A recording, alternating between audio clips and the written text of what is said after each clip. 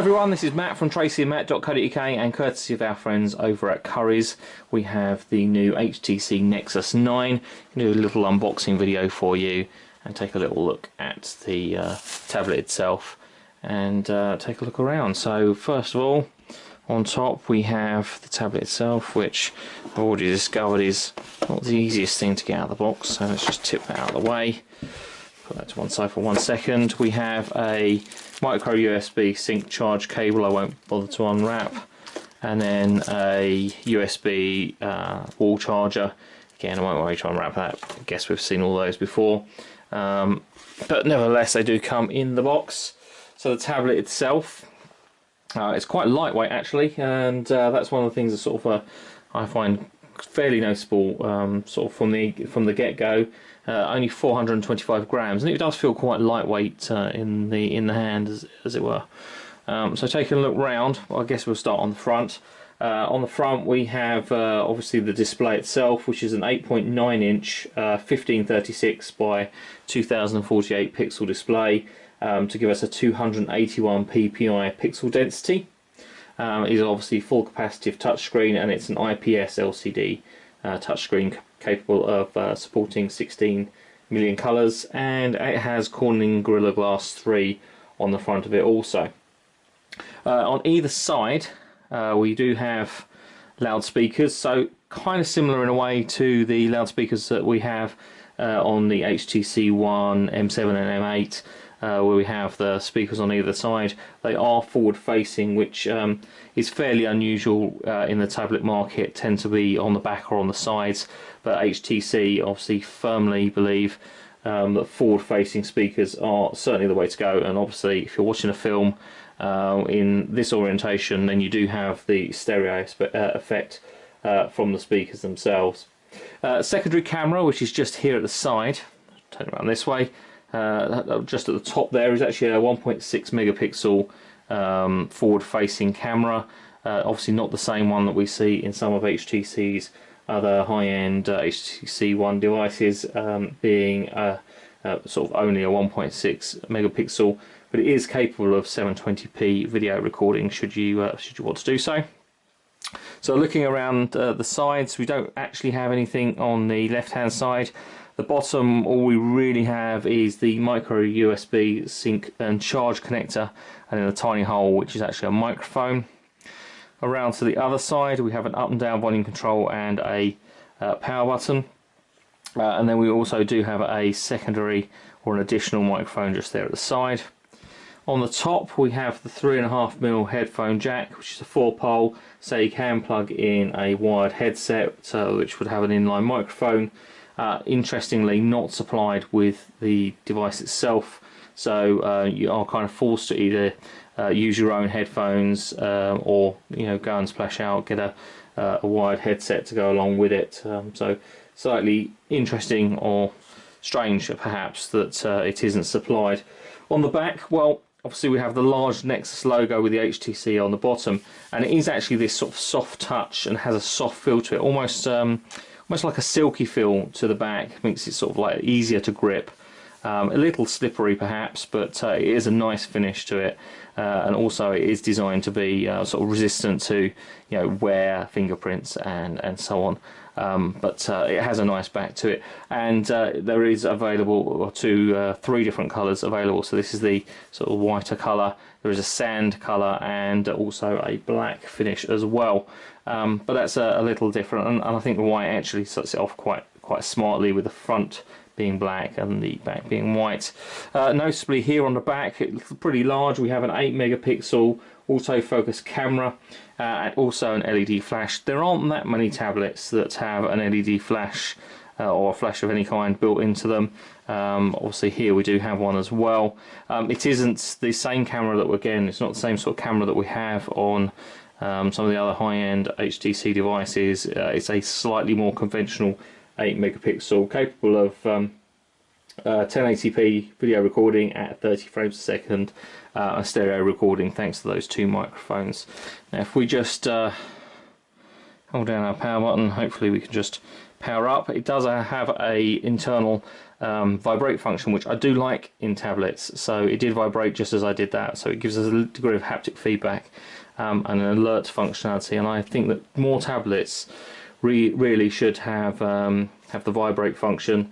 And indeed, I don't see why it can't be built into laptops for that sort of silent operation. But nevertheless, so let's run down the rest of the specification. In terms of dimensions, 228 millimeters wide, 153.7 tall, and it's only 7.9 millimeters thick at the thickest point. So a pretty slim and thin device indeed. I've already mentioned 425 grams, so it is pretty lightweight.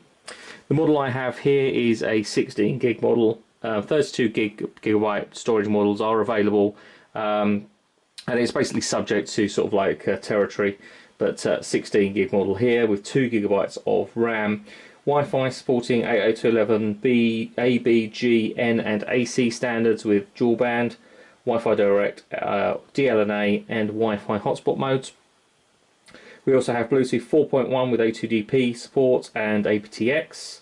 And the micro USB socket on the bottom here does support USB 2.0. Geotagging through thanks to the GPS, along with obviously taking the pictures. So we have built-in GPS, Android OS version 5 Lollipop. This has an NVIDIA Tegra K1 chip CPU, which is a dual-core 2.3 GHz Denver CPU with a Kepler DX1 GPU. Accelerometer, gyro, proximity sensor and compass built in, and the GPS does also support the GLONASS and a GPS, assisted GPS also. I think that kind of covers the basics in terms of specification. Let's have just a quick look through. So we will set into United Kingdom, and we'll go ahead and connect ourselves to a wireless network. So we can see the keyboard there, bottom, as you would completely expect. The fact that it's got the newest OS on here, you do have a slightly different look to the keyboard, sort of distinguishing it from earlier versions. So let's go and connect. So we should be connecting up.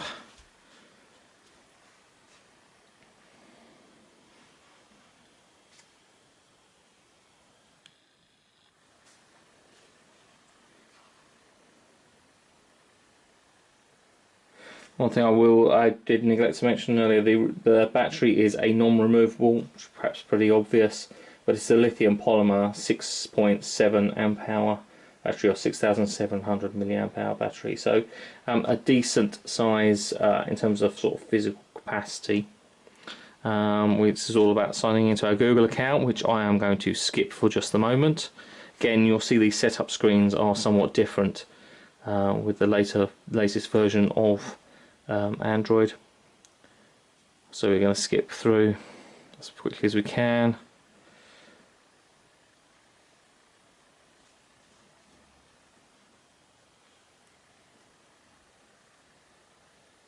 And there we go. Taking us into the main home screen. As you can see here, again, difference here. Again, noticeable with this version of Android. So we have the Google search with voice search capability, with Google folders and create folders, Google Play, the Play Store. We have Hangouts, we have our mail, we have Chrome, and then the actual application launcher, which we'll take a look at in a moment. YouTube, then we have our Google Photos, and then the actual camera there as well, which we will again come back to in just a moment. So let's just skip back out of there, and then we have multiple panels, or should have multiple panels. Obviously we don't have anything on those just at the moment. So being Nexus branded, it's a fairly, well, this is a very vanilla approach to the operating system. So you'll notice there's no HTC Sense overlay, which you particularly get obviously on other HTC devices, but being a Nexus, a Google co-branded device, we don't have the overlay. In terms of the other stuff that we've got on here, you can see the actual list of widgets that we have on here as well. So not widgets, applications. that we have on here. So you've got Google Earth, we've got the Fit, Gmail, and so on. Google Plus, but a fairly sort of standard implementation here. There's nothing particularly out of the ordinary in terms of what's on here. So quite a nice, clean approach for those people that do like their Android OS to be nice and clean. So just quickly pop into the web browser, and we will just nip on and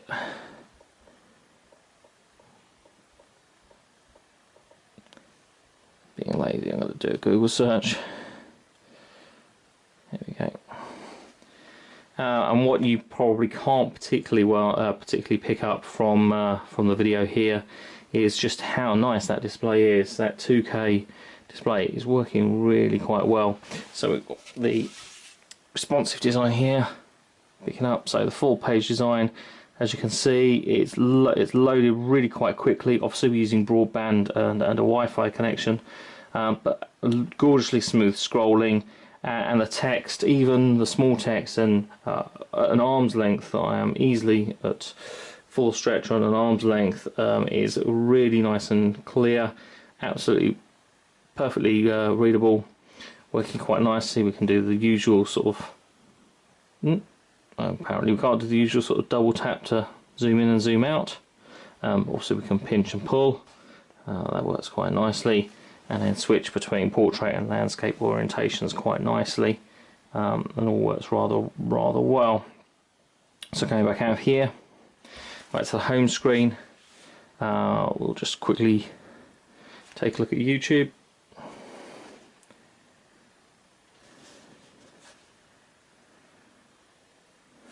Again, I will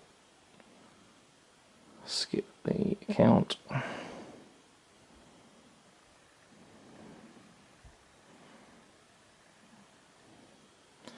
I actually want to create an account. There we go.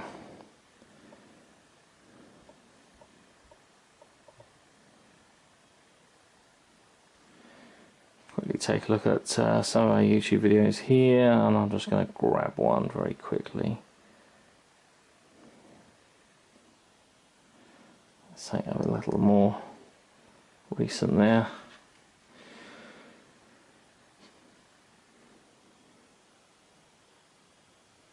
Taking a little buffer time again, I will mention that just on the broadband connection,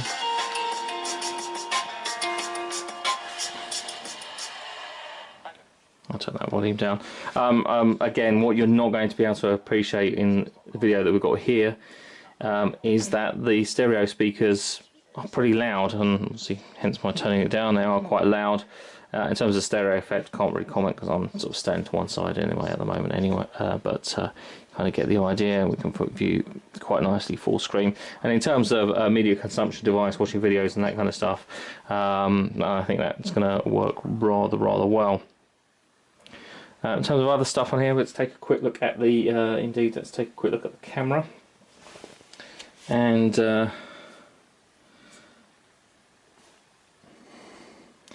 open the camera application. So we have our settings down the side, and along the side here we've got the photosphere, the panorama, different shooting modes for lens blur, the camera and the video modes, all quite straightforward stuff. And then our main settings also down the side here for the different settings for video shooting and so on. And it's just something that I have to hand. Well, fairly tricky object, I suppose, in terms of how glossy it is, and take a quick snap of that, and oops.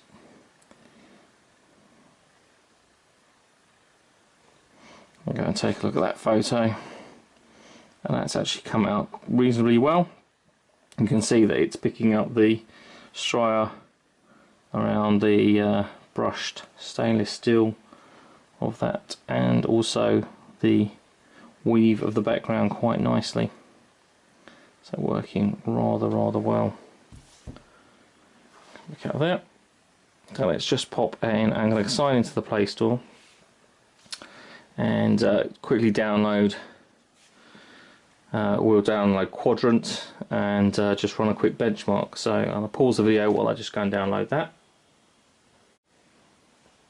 Okay, so we've got our copy of Quadrant installed, so we'll just run a full benchmark. I'll swing around this way, because Quadrant runs around this way. Let's take a look at how we get on. So it seems to be running fairly rapidly, 75 frames a second. It peaked out there just a moment ago. Seems rather smooth.